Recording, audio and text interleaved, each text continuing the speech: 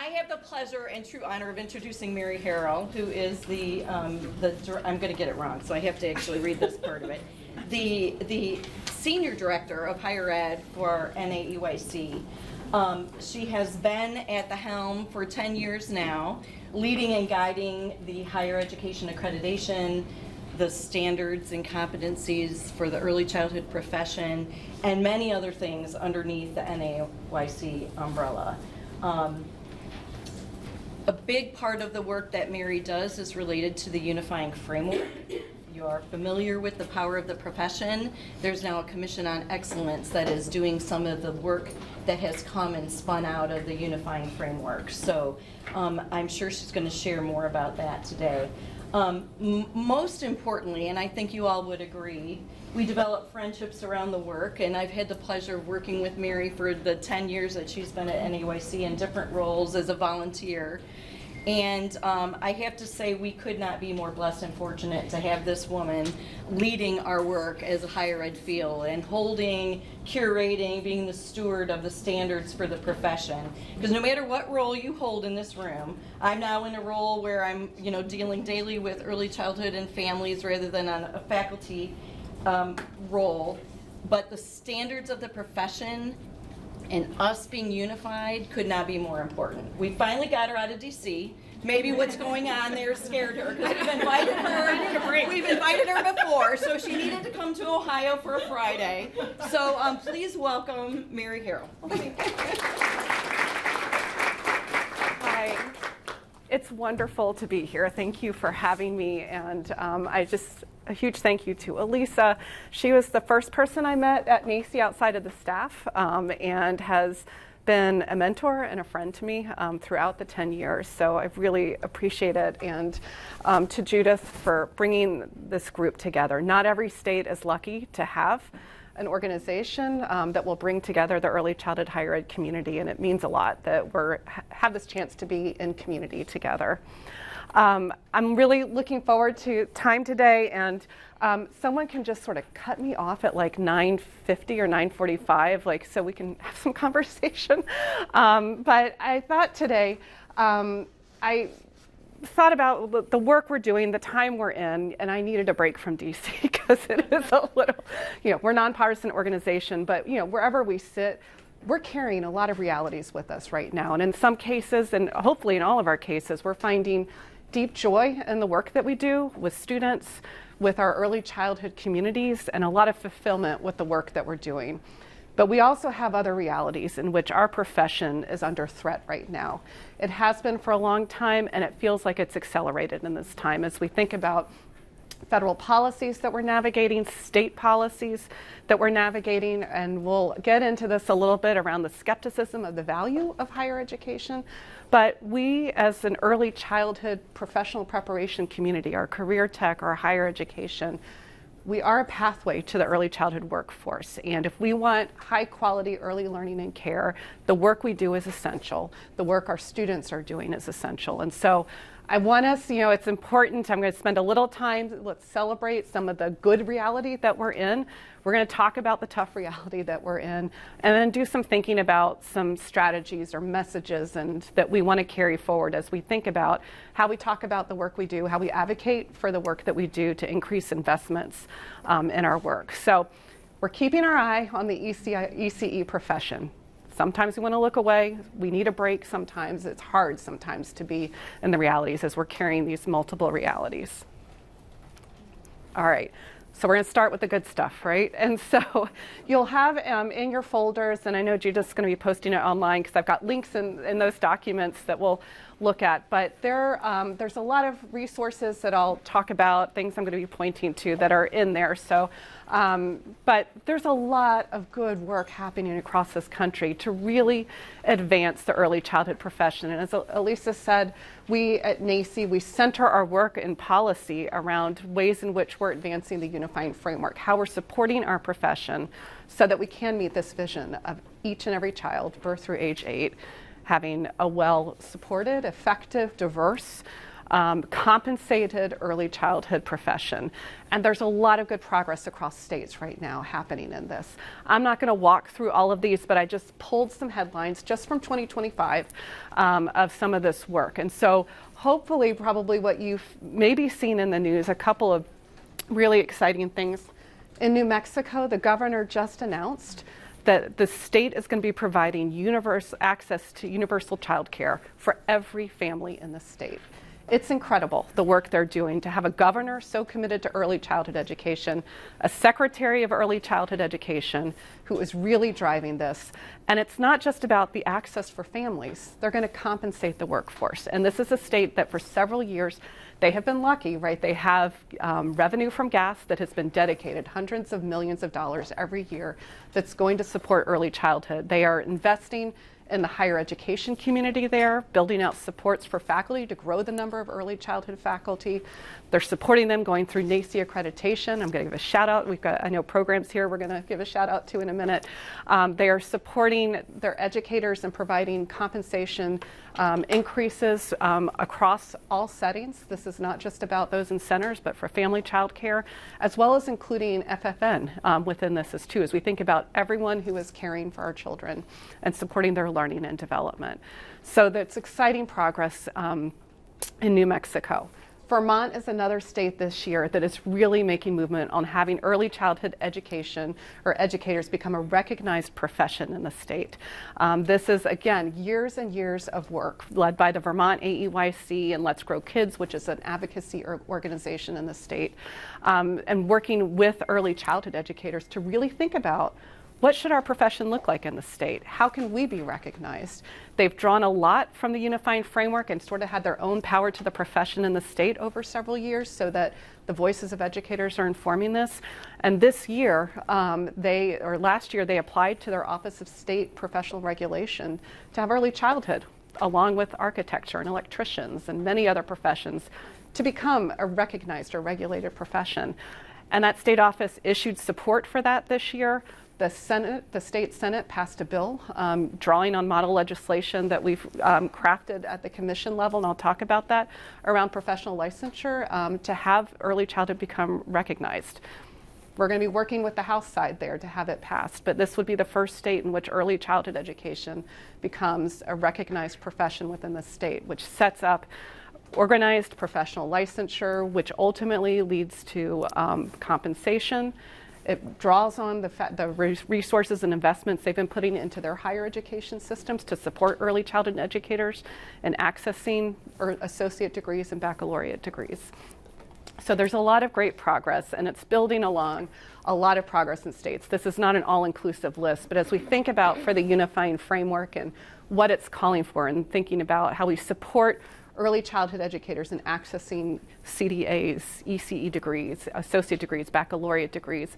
As we think about creating a defined profession where we have early childhood educators 1, 2, and 3, clear designations with their roles outlined, as we think about investing in higher education, as we think about making progress on wages, right? This is all about, if we want to make the case for compensation, we have to be clear about who we are and what we do. And many states are making progress toward advancing compensation for early childhood educators, which includes benefits as well as wages, and attending to the professional standards and competencies, whether it's the whole state adopting the professional standards and competencies, whether it's the higher ed institutions that have been implementing this into their programs. But there's a lot of movement across states, a lot of progress. We're not going to go into a deep dive of the unifying framework. This will be on the slides. You can look at this, but I really wanted to spend some time on as we think about where is this framework taking us? Why are we spending so much time on it? Why do we need to do this? That higher education, professional preparation has a central role in this, and that we recognize that for early childhood educators to access early childhood professional preparation programs, we need to have a professional preparation landscape that's supported to do this work. And the framework itself really lays out a set of responsibilities for us in the professional preparation community. It recognizes, as throughout the unifying framework, that these cannot be unfunded mandates. Like, we're not advocating that hey, higher ed, we have to do this without the supports, without the funding that's needed to be able to do the work that we all want to be able to do. And so the framework lays out a lot of those recommendations for supports and infrastructure that we need as an early childhood community. And that as those supports come into place, we have responsibilities as professional preparation programs. One is to adopt and use the professional standards and competencies. That these are, as a profession, what we've created, and we've said this is what early childhood educators need to know and be able to do. And just like other professions, they have one set of standards, and we all point back to that. And so whether we are in a higher ed program, a career tech program, whether we're employers, and as we're thinking about sort of job descriptions and performance evaluations, but we're all pointing back to a common set of standards and competencies. And so for higher ed, the ways in which we incorporate this into our curriculum is really important as we align to this, so that early childhood educators, regardless of where they graduate, they complete their program, they're prepared in those common competencies, and employers can be confident that they're prepared in the same competencies. Families can be confident that everyone holds these proficiencies. We have responsibilities in this summit. I appreciate the history of this particular summit and thinking about ways we build seamless pathways. And that is one of our responsibilities, is to be thinking about the ways in which we're recognizing where early childhood educators are coming from, the experiences and the learnings that they've brought, where they're headed after they complete our program, and how we're contributing to those pathways. And then thinking about professional accreditation as well. So I'll do my shameless plug. That's one of the hats we wear. Elisa sits on our commission. And a shout out to Owens, Cincinnati Tech, Central Ohio. We have accredited programs here, but as we think about other professions, that's one of the common features of professions, is that our professional preparation programs are accredited by the profession. The profession has determined what quality looks like in professional preparation, and we hold ourselves accountable to that. And again, we know supports are needed for programs to go through that.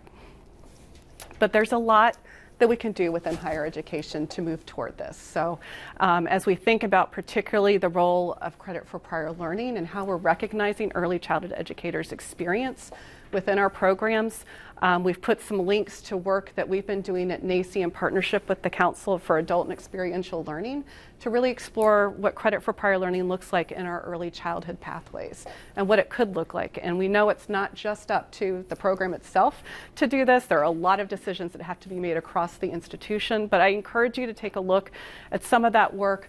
KO particularly has a lot of great data about the impact of credit for prior learning, right? One of the concerns that are often in higher ed is that it's taking away tuition from institutions. Well, there's a lot of data out there showing the impact of actually, these are students who are not going to come to our programs unless we're able to recognize their experience in learning. And so there's a lot of good impact on student completion, a lot of impact on tuition dollars for institutions of higher education that engage in this work.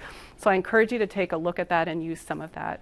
We're lucky in Ohio, we're a teach state here in Ohio, and the supports that we have for teach, and I encourage if your institutions are not participating in teach, and to Judith's plea at the beginning to really spread the word about teach and the important supports it provides to our students. It's a phenomenal resource. And again, there is such great data coming out of teach at the state level and at the national level of the impact of this on early childhood educators being able to access higher ed, complete their programs, and it results in increased wages for our early childhood educators.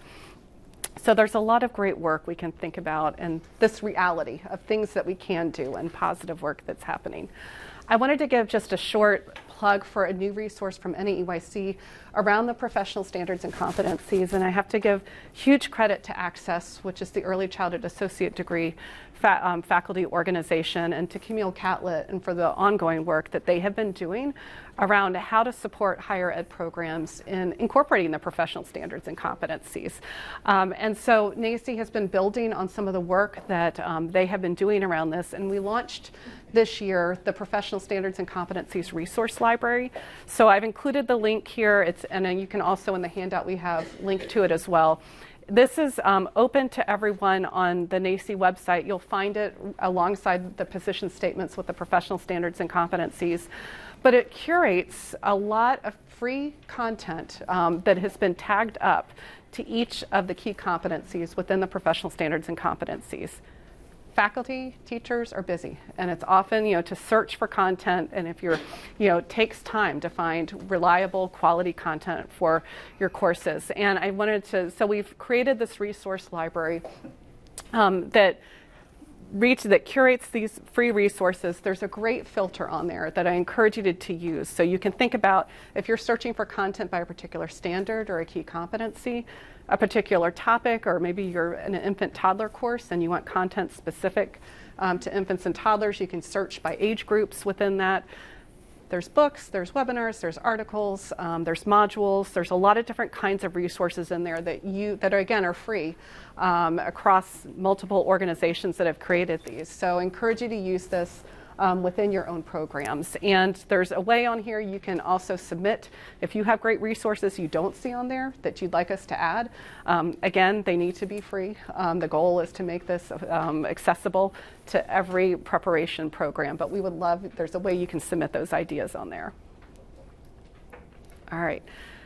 Before we turn to the other realities that we're dealing with, I think as we work on the unifying framework and the different ways within our programs that we're helping to advance this in big ways and small ways, I'm just highlighting as we think about here, and I know it's hard to see probably from the back, but all the different ways when we talk about advancing the higher education recommendations, advancing our work around seamless pathways, using the professional standards and competencies.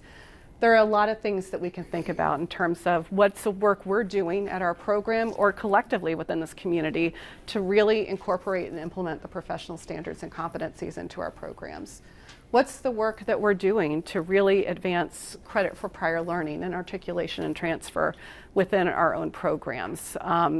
And so I've included on here, there's a lot of indicators, and I know we're limited on time, but I think one of the things as a community we can do is kind of assessing where we are on this. What are the steps we're taking in our programs, and where might we have some opportunities to grow more in some of these areas? All right, I'm going to turn to the tougher realities that we have, that we're living in. Last year, NAEYC did a survey of early childhood higher ed programs. It was sort of a follow-up to one we did about a year into the pandemic to check in on the well-being of programs, of faculty, much like we've been doing our larger surveys of the early childhood workforce and programs. And we found from this, not surprisingly, that higher ed, early childhood higher ed, is living in multiple realities. I've included some of the quotes that we heard from that survey, just in terms of programs experiencing great growth and receiving grants and really being able to advance their programs, and faculty really struggling and wondering, why am I doing this? I'm really struggling. We had faculty say we're preparing individuals to go into a profession where they're not going to be compensated the way they should. I'm having some ethical concerns about the work that I'm doing. And so there's real struggle in the work that we're doing as a higher ed community. There's a real mixed reality in terms of what we're seeing in the sort of the data, the numbers related to early childhood higher ed programs too. And I won't go through all of these, but we have programs that are experiencing a lot of enrollment growth and increased graduation rates in their programs. And we've got programs seeing significant declines, and it's sort of almost even, like in terms of programs experiencing that. As we compare ourselves to how we were pre-pandemic to where we were in 2024. We're seeing for faculty numbers too, we're seeing programs that have really seen growth in the number of early childhood faculty, and many who have seen significant cuts in their programs, which of course then plays out into the ability to really offer the programs that they want to be able to offer for higher education. So it's a real mixed reality for programs and as they're navigating these times. And then we turn to what we're all dealing with right now as we think from the federal level and from the state level in terms of what is happening to higher education writ large, and then how that plays out specifically in our early childhood programs, higher ed programs. The reality is, and this is across federal, state levels, this is bipartisan, shared concerns around higher education. We can't say this is just one party who has these kinds of concerns. But policymakers have a deep skepticism about the value of higher education writ large, and what is the purpose of it? Do we need it? Do people need to go through higher education? They have deep concerns about the cost of higher education. They have deep concerns that students are taking on more debt than they can afford. And we'll talk more about that at the ECE level in just a minute. Policymakers often view higher ed as sort of this monolithic enterprise and don't understand all the nuances of what it means to work in a community college, to work for a regional institution versus a Research One institution, to work in communities where you're serving primarily students who are Latino or Black, to work in a rural community versus an urban community. They don't understand the different nuances, the different contexts of higher education. And so the policies that come out that we see, both at the federal level and the state level, tend to be just across the board and not take into consideration those contexts. And they really don't understand the role of higher education in preparing skilled workforces for essential public services as we think about education, social work, many of our health professions, frankly, criminal justice. Like higher ed plays an essential role in preparing individuals for these essential public services. And oftentimes the wages in these professions do not reflect the skilled work that is required to do it. And it makes it challenging. I'm going to focus in on just some of the higher ed, and for those who've been part of our ECE higher ed huddles, bear with me, you're going to hear some repeat content for a minute. And I'll put a plug in there, NAEYC along with Access and NAECTE, Teach, DEC, we've been coming together as organizations and doing some virtual huddles every month or so to really connect on navigating some of these policies and do some crowdsourcing and just connecting with each other about how we're dealing with it. But recently this summer, the federal reconciliation legislation, OB3 or HR1 it might be called, was passed that included a lot of provisions related to some tax cuts, to Medicaid, to SNAP, and to higher education in terms of trying to develop savings for the federal government. The higher ed provisions within this could have a pretty significant impact on our programs and on our students in our programs. I really want to hone in on, this really draws from, there was a lot of bipartisan support for these particular higher ed policies, again, because of shared concerns around the cost of education, higher education, shared concerns that students are taking on more debt that they can afford. And we're going to hone in on what is called the low earning outcomes requirement, or sometimes it's called the do no harm requirement. It builds on gainful employment provisions that were passed by Democratic administration and that were at that time primarily focused on for-profit institutions, but to really hold them accountable for the costs of education and to ensure that graduates of those programs were earning wages that were higher than those of someone who held solely a high school diploma. Essentially, the provisions of gainful employment have now been expanded and apply across all higher ed institutions and every program within higher ed institutions. I'll talk a minute about how the program's defined, but for all of us on the higher ed side, all of our degree programs have a 6-digit CIP code, CIP code attached to them. And we'll talk about that in a minute. And so there's a question about how this provision is going to define program. But the requirement is for every program within a higher education institution, graduates of those programs have to make more than an individual who holds solely a high school diploma. So at the associate or baccalaureate degree level, the graduates have to hold more than someone who holds solely a high school degree. At the graduate degree level, so if you're preparing at the master's or doctoral level, your graduates have to make more than someone who holds solely a bachelor's degree. There's a 3-year test, so you have to pass this metric for 2 out of those 3 years. And if you pass that metric, your students are still eligible to access federal student loans. If you fail that metric, your students in those programs are no longer able to access federal student loans to complete those programs. So it cuts off some of the financial access for students in programs. Pell Grants they're still eligible for Pell Grants. That's not impacted by this provision.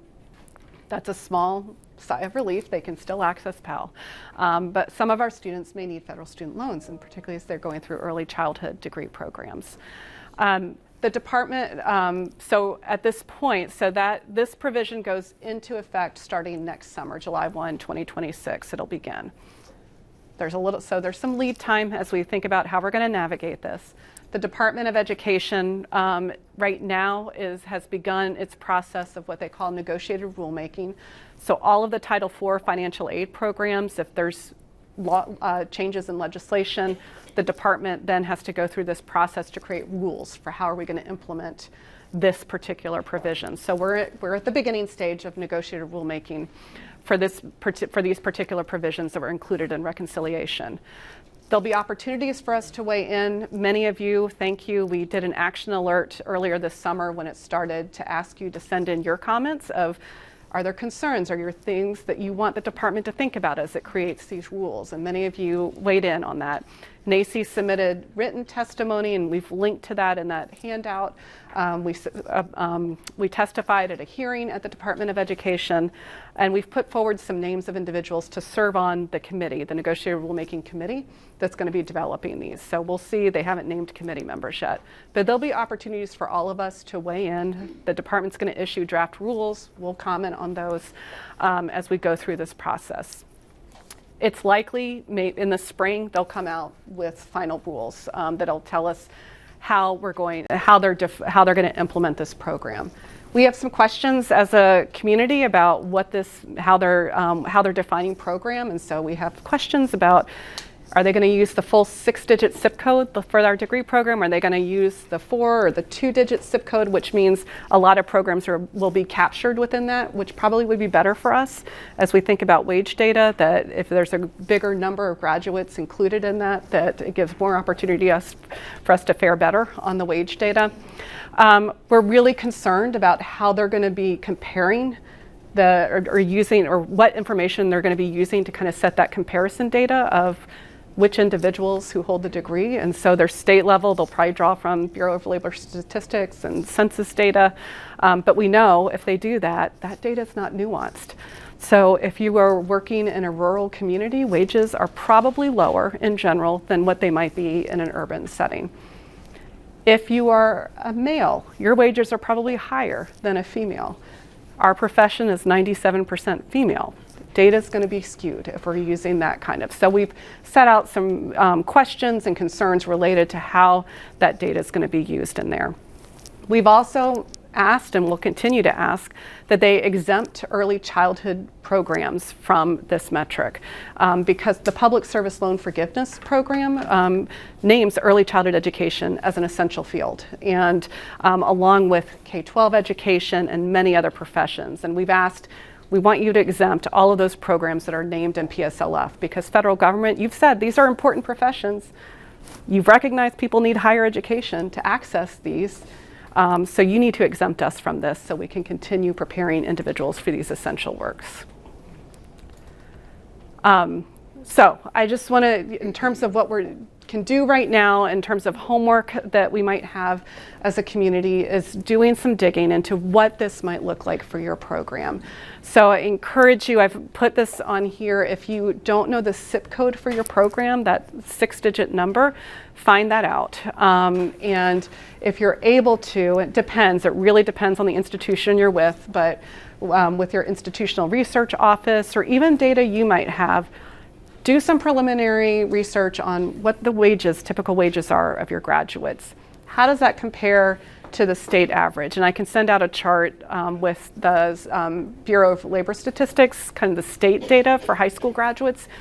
It's a rough, you can use that as sort of a rough estimate of how is your program performing against that metric. Do you have a sense within your programs how many of your students are using federal student loans? How many of your graduates are using federal student loans? That could be a knowable number, and is there a way on your campus to find out some of that information? And do you have a sense of your graduates, how many remain in the state and how many tend to go outside of the state? Because that calculation changes in terms of the wage comparisons within the law. So just having some of this information, doing some preliminary work could be helpful to give you a sense of how this might impact. and looking at it at your 6-digit zip code, and then if you rolled it up to the 4 digits I put on here. So for a lot of early childhood degree programs at the associate level that are non-licensure, you're probably 19.0706 might be your zip code for your program. So look at it for that full 6, if you did 19.07 and then 19, the 2-digit, and just see if there's some changes in the wage information within those programs. I'll do one more before we turn to sort of messages and some strategies. C-Campus is also very much on our radar screen right now. So for how many are C-Campus institutions are C-Campus grantees? I know we've got one. All right, we've got some more. All right. So you all very well know within C-Campus that funding and the viability of this program is really under threat right now. So 13, this is the program that provides access to childcare for our student parents on campus. Whether it's childcare on site or scholarships, tuition that supports them to go off campus to access childcare. It's a really important program for our student parents. 13 grantees, there's 260 grantees I think right now. 13 were recently notified their grants have been canceled due to concerns about DEI focus on their grants. Many who are finishing up their 4-year grants, the department has not issued a new opportunity to apply for awards. Typically that comes out in May or June, and that's not come out. And the president's budget recommends eliminating funding for this. The House budget for appropriations for FY26 recommends eliminating this. The Senate maintains funding for this program in their proposal and their recommendations for their FY26 appropriations, but we're deeply concerned about the continuation of C-Campus. So again, for those who are C-Campus grantees, hopefully you've heard from us or your colleagues at N4C. We're doing a survey right now to really get a sense of the impact and reaching out to programs to see if we can set up some conversations with policymakers to talk about the impact of this program and what it means if funding goes away. Not just for the students, but for those students, if they can't stay in higher ed, that's lost tuition dollars. And so trying to talk about it in language that might be persuasive to our policymakers. All right. So I want to move into just thinking about messages and how we're navigating some of this time. How are we doing on time? Because I'll quickly. It's 10:07. What is it, 10:07? Okay, so okay, good. All right. So again, if you've been doing the huddles or seen some of our other NAEYC presentations, just internally as an organization and as we've been working with our affiliates and others, there's some just guiding principles we're trying to use as we navigate these multiple realities because it is easy to react to what is happening, and we're really trying to use some of these to maintain sanity as we go through this. We're staying committed. The position statements, our NAEYC position statements we've crafted as a profession are not changing. DAP, our advancing equity, our professional standards and competencies, our code of ethics, our early learning program standards, those are not changing, and we can hold on to those as a profession and point to those. So we have created these as a profession. We have used a lot of research, a lot of professional expertise from early childhood educators to develop these, and like other professions, these are our core documents, our foundational documents about who we are as a profession, what we envision for our early learning settings. Those are not changing. So we point back to those, we're holding on to those. We'll talk a minute. There's a lot of ways you don't have to say certain words to describe certain things. And so there's a lot of ways to navigate this as we go forward. We're being flexible depending on your state. If you're Ohio and Indiana, you are navigating a really different context than someone in Michigan or someone in Vermont right now, or even New Mexico. And that means that some of the things, those strategies we're using, the words we're using are going to be different than what we're doing in other states. That's okay. We have to be flexible in terms of how we navigate this. We're trying to stay calm. We're trying not to overreact, but it is like everyone has our moments, right? When we need to take some time to react to this. And we're trying to really stay fact-based and really focus on the impact of this. It's not about shaming policymakers for decisions that are made. It's helping them understand, you've made this decision, here's the impact on our program, here's the impact on our students, here's the impact on access to childcare in our communities because of these decisions that you're making, and really helping them understand that impact and using our facts and data and really relying on the voices of our families and educators as we go through this. And we're staying connected as we do this. Being in person is really important, having a chance to be connected, whether it is through, you'll see at the end, all of our different organizations, whether it's OCCRRA, TEACH, DEC, NAEYC, Access, NAEYC. There are a lot of ways to connect to your early childhood higher ed colleagues, your professional preparation colleagues, and I encourage you to use those opportunities as we go forward. I've put here just like a few slides on potential messages or things, like depending again on the institution you work in, the community you work in, the state that we're in, of where we might want to focus some of our attention and think about things.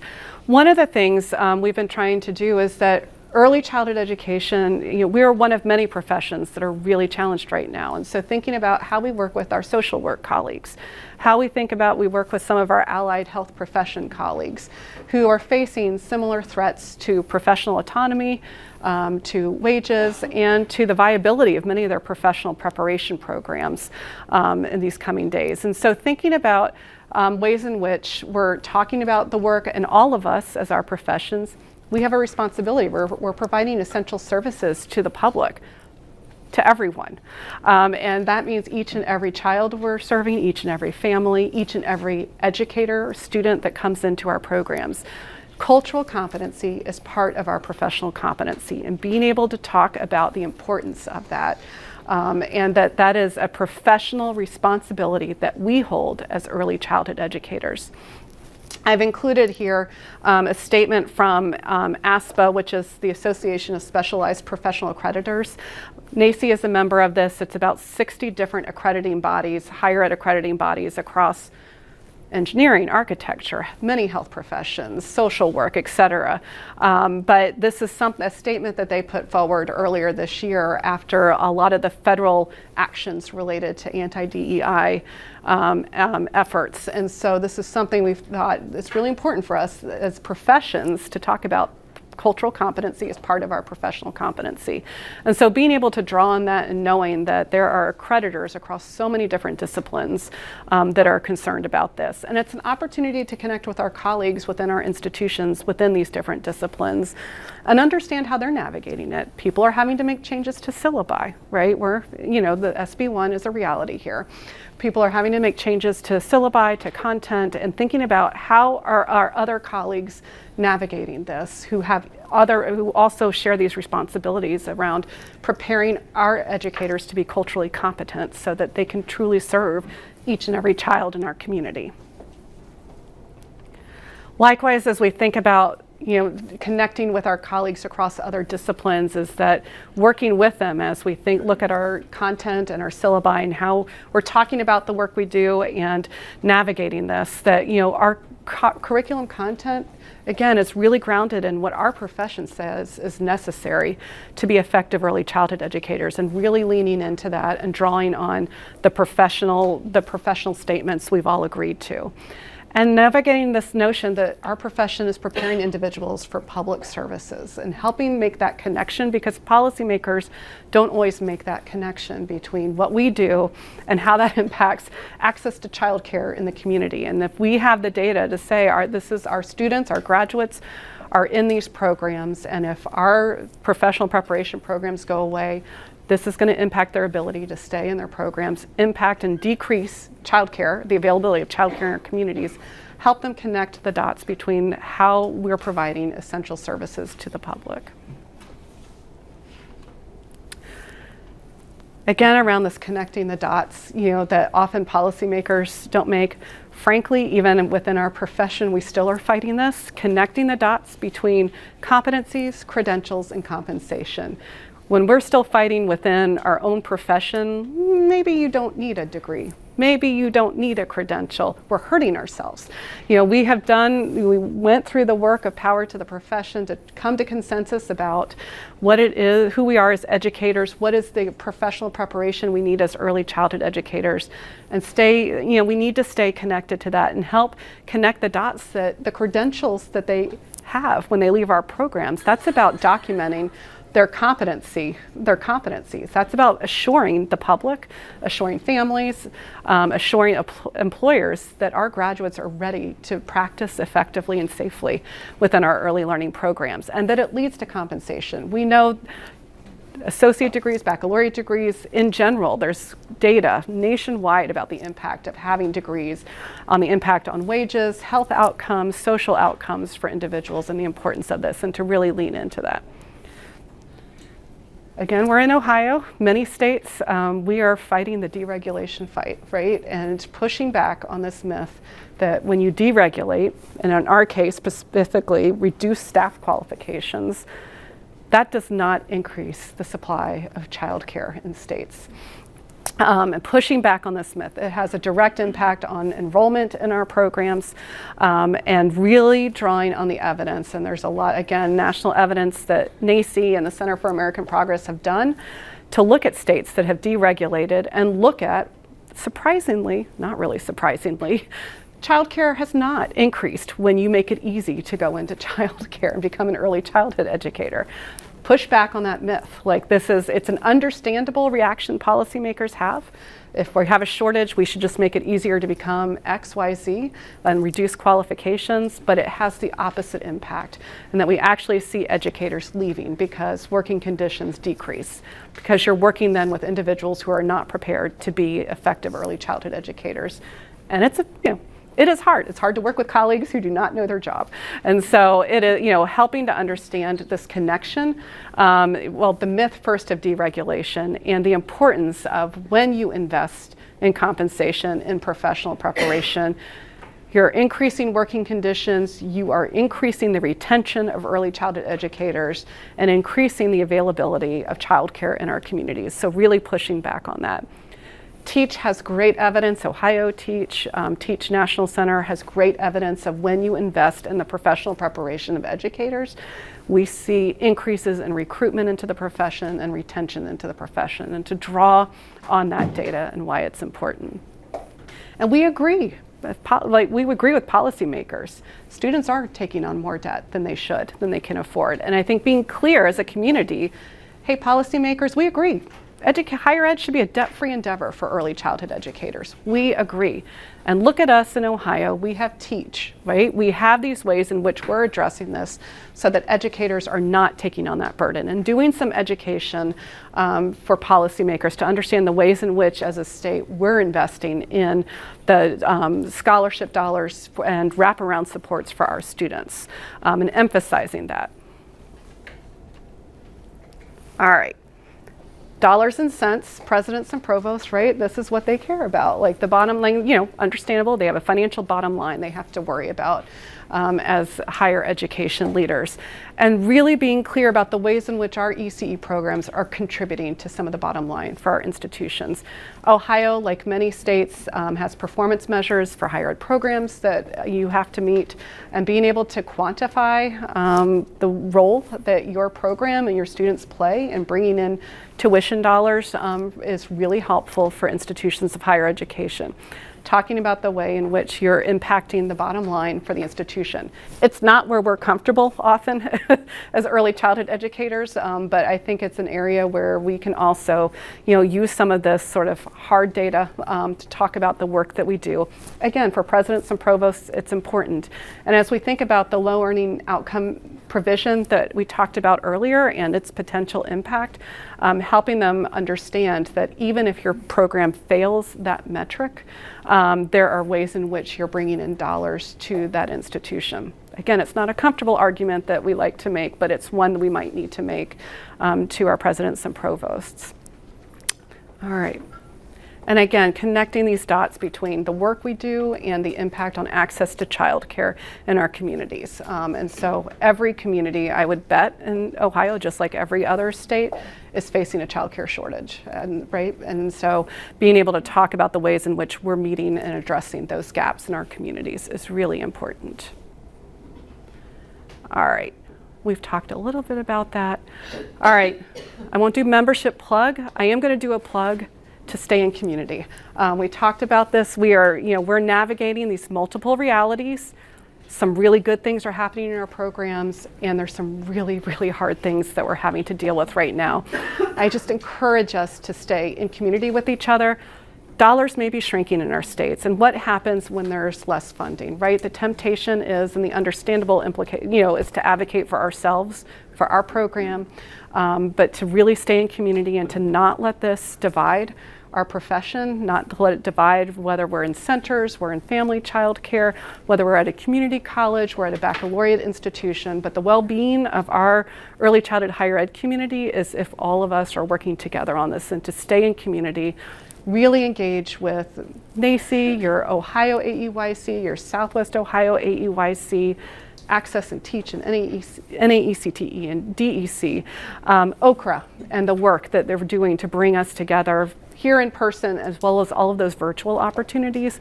It's really important that we stay connected during this and to be in community with each other. So I hope that you have a wonderful rest of your day here. Happy to take some questions, but just so deeply appreciative of the work that all of you are doing to support students in your programs and to support and advocate for this profession. I know it's hard. I know it's really hard right now, and appreciate the work that you're doing and the extra hours you're putting in for this. So thank you for all that.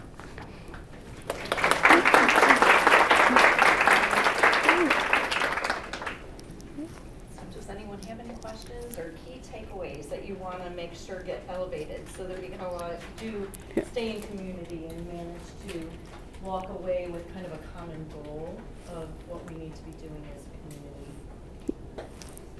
Yes. How is NAEYC looking at partnering with organizations as we look at P8 in the state of Ohio as a potential licensure? And that idea that our specialized program area accreditation was once through NAEYC, but then 4, 5, and now 6, 7, 8 are going to make that. How does NAEYC look at partnering and that idea of us having to address these additional age bands that are a part of the expectation of our licensures? Yeah, licensure bands, they are a lot of changes for states, and it works against what we know in terms of the bands are not aligned to developmental periods of human life. And I will say I didn't talk about this, Lisa mentioned it, but the Commission on Professional Excellence, which has sort of been carrying on the unifying framework. And so the NEA is a member of that, and that is one as organizational partners. We've been navigating this. It is challenging to work and try to help superintendents and principals who have shortages they're dealing with. Again, it's this understandable impulse to expand the licensure bands. I would say one of the things to think about is trying to track some of the data of educators who are in those, if it's had an impact on educators leaving the workforce when they are prepared, because how can you possibly prepare someone to feel confident in K through 8? P through 8. How can you confidently prepare someone preschool to grade 8 in 4 years, right? It's a huge span. And so I think keeping track of the impact on the educator workforce and retention, if we still have shortages, like this licensure bands are not solving the issue. Again, I kind of tie it back. It's not the same per se as some of the deregulation efforts that we've seen on the ECE side, but being able to tie it back, policymakers, you've understandably made this decision to expand licensure bands, but look, we still, this shortage is not going away, and in fact, it's becoming, I would assume, in Ohio, as many other states, it's becoming more dire, and so being able to help push back on that myth, I think, can be helpful, because, yeah, it is challenging to do the licensure bands. There have been states, and we can maybe talk offline, that have been able to push back on some of the licensure band changes that were proposed in those states. But I think it's, the myth is we're trying to solve this problem, but it's actually not solving the problem that we want it to. Yeah. Can I add to that, Mary, Yeah. real quick? So I think the other thing in this moment, we live in a very challenging political climate in Ohio, y'all. If you're not aware, they are not ECE friendly. They are not higher ed friendly. And it really is our responsibility, although we have nonpartisan roles, right? We need to encourage our students to register and vote. Mm-hmm. Trust that they understand the challenges that they're facing, but we also need to use our voices in our communities and the influence that we have in our, little spheres of impact and all of that to make sure that people are voting. We have deregulation going on. We have legislators who are actively voting to change licensure bans. We've got a really critical election coming up. We need to be a voice, and I think right now that might be our biggest responsibility, as we can quietly be advocates. Connect with Groundwork Ohio also, Ohio AEYC, Southwest AEYC. Everybody's doing their part, but sometimes we are living in our own silo of where, the job that we have, when in fact we really need to be bigger picture. We are an early childhood community, no matter the role, and our voices are critical. In this moment. Sorry. No, it's good. You say it better.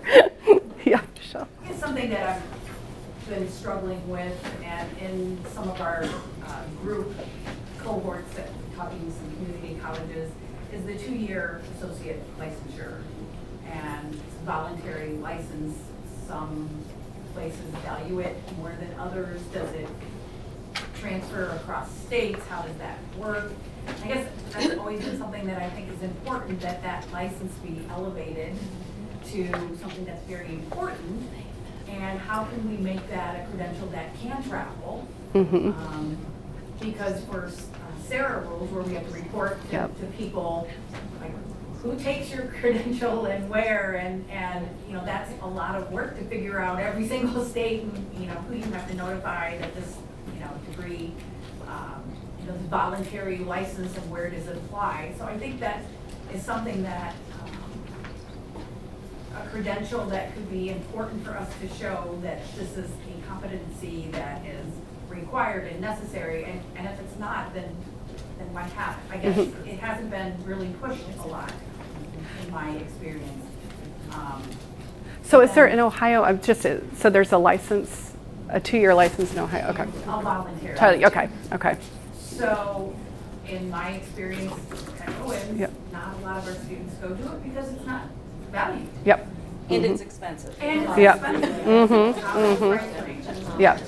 Which I can see why, if you're a legislator looking at it, you have this voluntary license that nobody does, then that's a devaluing of the higher ed and the degree when it really shouldn't be. Yep.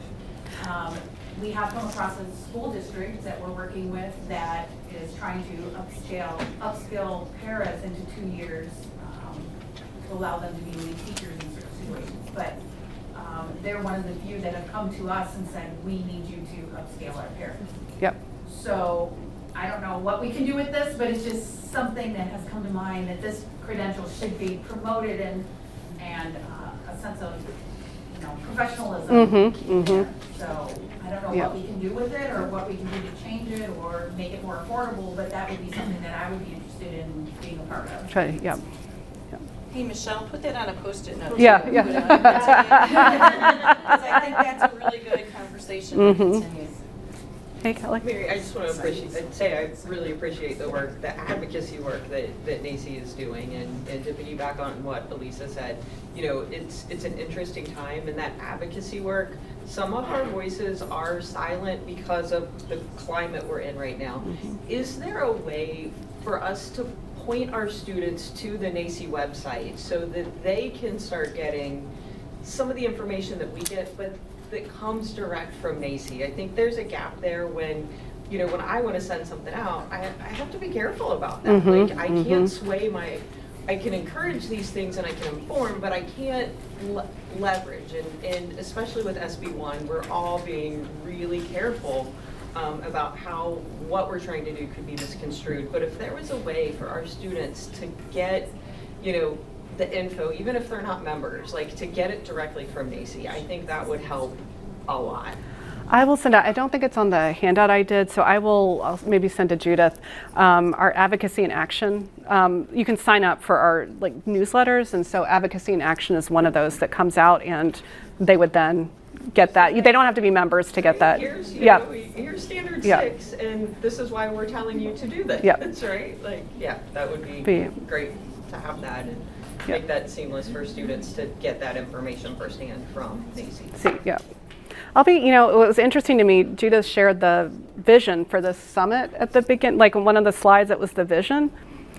I noticed, the words diversity, equity, inclusion were not on there, and yet it was still pretty clear that we were talking about how do we support each and every student, right? Like, I just there are ways we can talk about the work we do and not use the words that maybe can't be said in certain communities. And so I think and helping our students understand that they're gonna be working they're working in Ohio right now. Like, how are they navigating this? Because this plays out in our early learning programs too. And so, it's a skill I wish we didn't have to teach right now, but how do you, operate in this kind of environment? So. I just wanted to add that there was a quote that you had on there that really spoke to me about preparing our students to work in a field where we're essentially asking them to live in poverty. And that's just hard. I mean, we do it because we're passionate about it and trying to make our students understand that this is something we do because you have to be passionate about it because you're not going to be rich. And clearly, oftentimes they are. I mean, our child care workers are living in poverty, and that's a big ask. It's a big, It's a big ask. They're, I think they're already working in their eyes are wide open about what this field is and the wages are, and it's a hard ask to ask them to continue in their preparation as they do this. Especially when I'm going out to high schools and recruiting, why would we want to go into child care? So I think it's time for a technical timeout. I saw another hand go up though. Mary's going to be here through lunch. So please take advantage of this opportunity to have her here with us. If you have questions, connect with all the resources. She spent a lot of time putting together that lovely list of resources. So please utilize it. And let's thank Mary for taking the time.